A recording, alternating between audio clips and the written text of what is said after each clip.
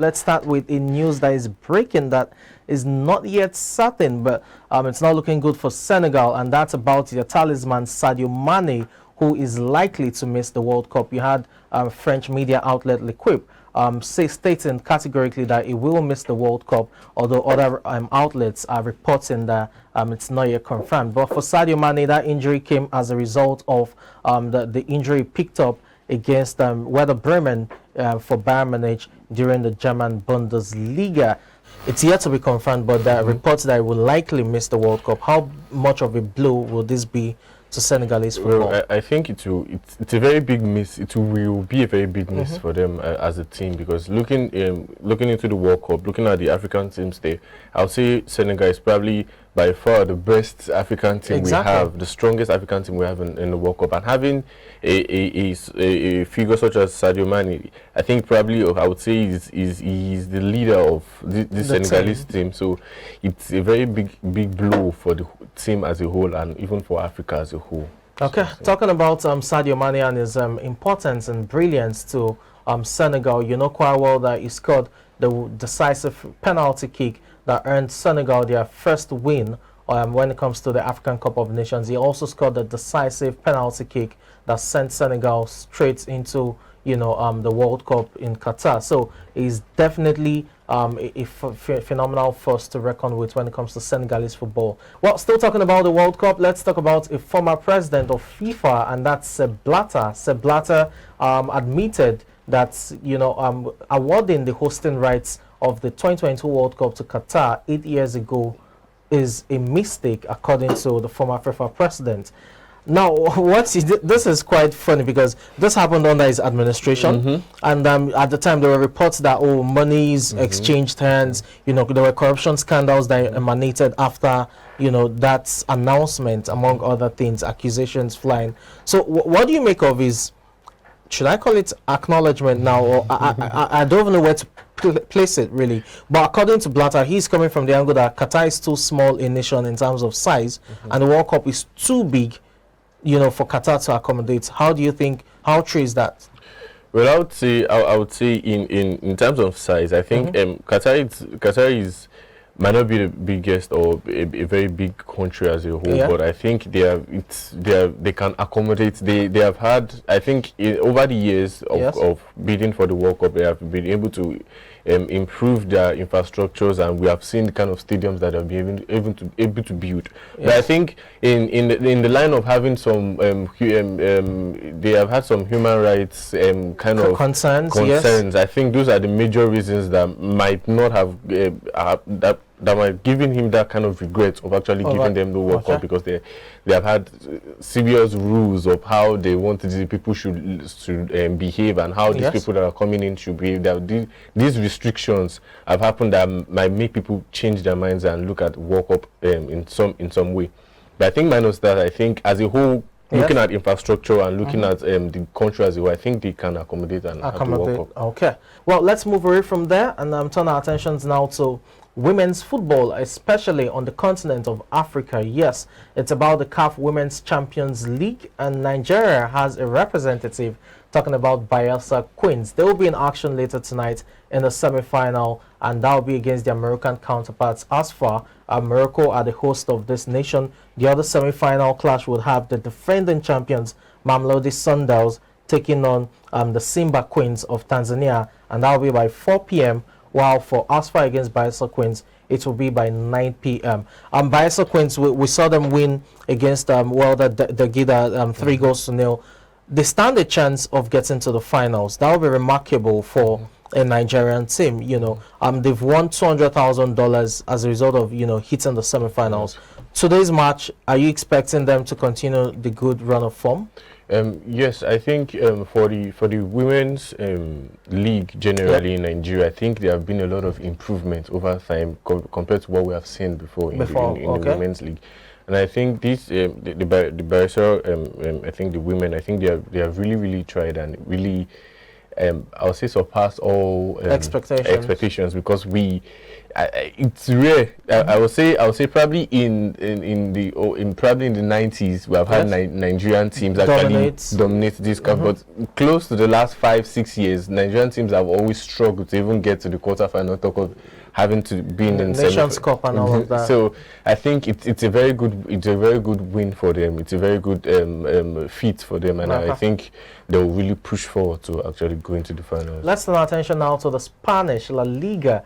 Yesterday we had action, and it was Barcelona at Osasuna. Robert Lewandowski, for the second time in his career, got sent off, and it looks like a match that Barcelona would lose, considering that they were, a goal down and a man down. In fact, they had 2 players sent off, as Gerard Piqué's last match also saw him get sent off, although it was on the bench when that happened. But it was Barcelona, stunning back with Pedri and Rafinha to earn a 2-1 win, and more importantly, go 5 points clear of arch rivals Real Madrid on the top of the table.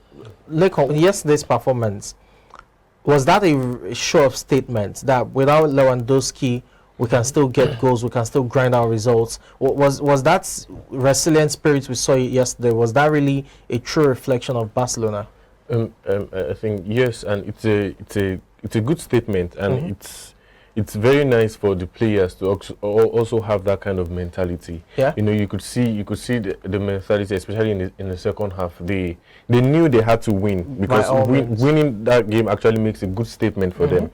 Having to go 5 points with clear of Madrid, they know that they can actually compete for the league. Having these players to come together. So I think.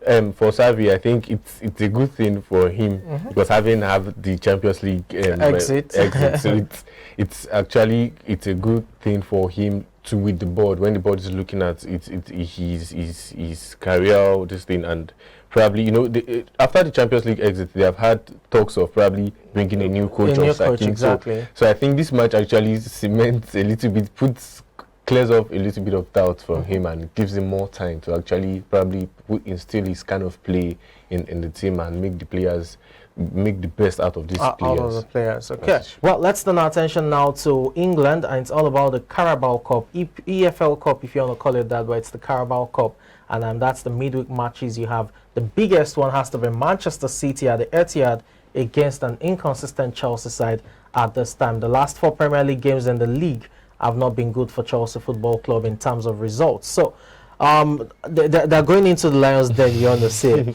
Haaland is back. We saw him get back over the weekend, even getting a goal for himself from the spot.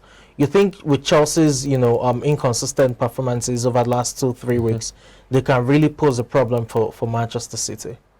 I'm not sure they will pose a problem. I think the major problem with Chelsea is not just about the injuries. It's about the mentality of the team. I would say, looking at watching Tottenham and watching Chelsea, you would see the kind of fighting spirit Tottenham always have, even when they go down or 2 goals down. You see the kind of fighting spirit, and you see when you look at Chelsea, when they go down, you see the kind of mentality they have. You see they're not even rushing to probably try and get a goal or something. So the mentality I think is the major problem, because they still have quality as a team. And these kind of games, I think in the past, probably last 4 or 5 games of having Man City and Chelsea are always very difficult, no matter the form of Chelsea. So I think for this game, I think it's an easy game. It will be an easy game for Man City. So you think it's straightforward? I think it's straightforward. Man City should win. Okay.